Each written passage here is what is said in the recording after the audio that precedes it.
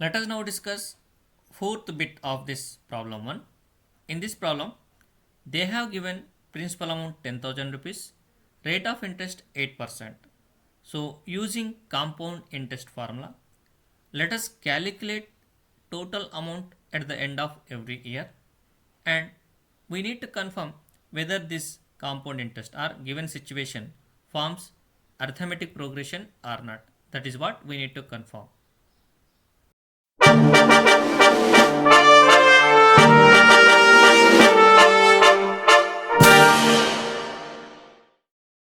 Using this compound interest formula, let us calculate total amount after first year, and we got 10,800, and total amount after second year we got 11,664. So finally the values are 10,000, 10,800, 11,664.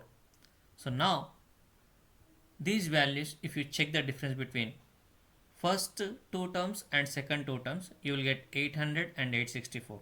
Now the difference is not equal, means there is no common difference. Hence we can say that this particular series does not form an arithmetic progression because there is no common difference